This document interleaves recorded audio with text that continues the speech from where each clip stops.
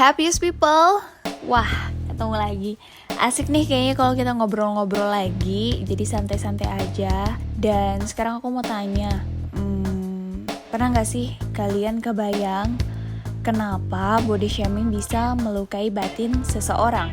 Padahal simple kejadiannya karena kita cuma pingin bercanda dan ngebangkitin suasana aja gitu. Tapi ternyata body shaming bisa melekat dan menyakiti hati lawan bicara kita.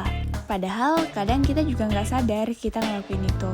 Body shaming sendiri punya istilah populer yang banyak digunakan untuk menggambarkan perilaku yang menjadikan kondisi tubuh seseorang sebagai bahan olokan atau mengatakan bahwa seseorang tidak berharga atau tidak cantik karena karakteristik tubuhnya yang dianggap tidak sesuai dengan standar pada umumnya. Biasanya, standar daya tarik ini terbentuk dari konstruksi budaya yang kompleks. Di masyarakat ada keyakinan tentang standar kecantikan atau berat dan bentuk tubuh yang ideal. Apalah aku kalau kayak gini. Nah, sering di lingkungan pertemanan kita juga nggak sadar pas ketemu teman, kita sering ngomong kayak gini nih. Ih, dia sadar gak ya kalau pahanya tuh gede banget? Atau, kamu diet dong, itu pipi kamu makin tembem aja. Perut kamu udah gak kekontrol tuh. Atau, kalau kamu kurusan, kamu pasti lebih cantik, aku yakin. Guys, kalimat-kalimat itu mungkin terasa familiar bagi sebagian besar orang, tapi bisa jadi ada juga yang merasa tersinggung. Body shaming dalam bentuk apapun dapat membawa dampak yang cukup serius soalnya. Mulai dari kesedihan, hilangnya kepercayaan diri, merasa tidak berharga, masalah dengan pasangan, gangguan makan, kecemasan, depresi, dan keinginan bunuh diri. Body shaming dekat dengan negatif body image.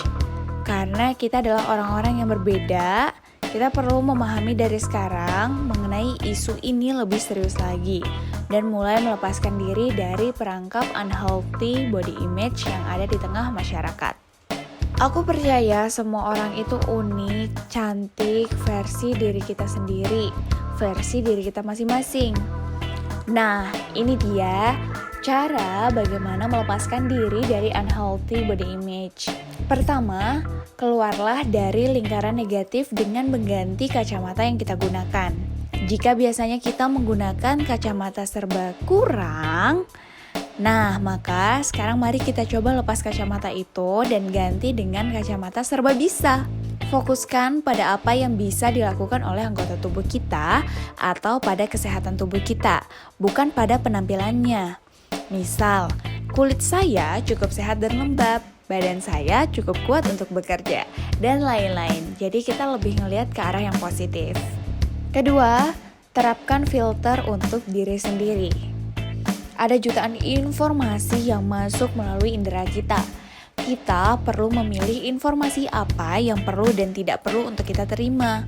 Ada banyak fitur-fitur yang mendukung kita melakukan filter tersebut. Mulai dari fitur hide, mute, unfollow, hingga block user atau block post. Ini bukan berarti kita jahat ya, melainkan sikap melindungi diri kita sendiri. Karena tidak akan ada yang pernah melakukannya melainkan diri kita sendiri. Ketiga, temukan kualitas lain dari diri kita selain penampilan. Mulailah dengan membuat list kualitas diri yang menonjol, seperti etos kerja, kejujuran, kesetiaan, kecerdasan, atau kerapian menata barang-barang. Gak perlu prestasi yang mewah dan wow. Cukup temukan keahlian yang paling kita bisa.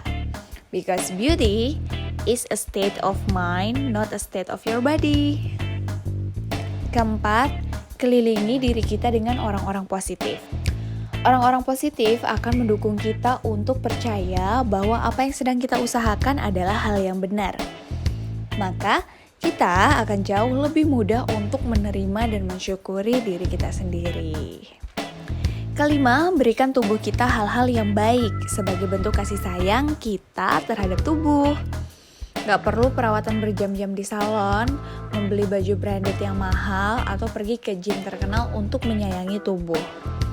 Cukup dengan menjaga pola makan dengan makan makanan yang sehat, menjaga asupan makan dan minum, mandi air hangat ketika lelah, tidur cukup atau menyempatkan olahraga ringan 30 menit setiap harinya. Keenam, ini nih yang paling menurut aku tuh touching. Maafkanlah mereka.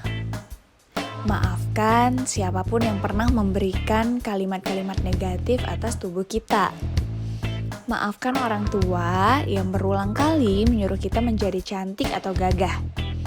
Maafkan media yang membuat kita merasa cemas terhadap tubuh kita sendiri. Namun, hal yang terpenting yaitu maafkan juga diri kita sendiri. Atas segala tuntutan, pikiran menyalahkan, atau penyesalan yang mungkin tanpa sadar kita berikan pada tubuh kita. Berikan diri kita sebuah pelukan dan katakan, I love my body.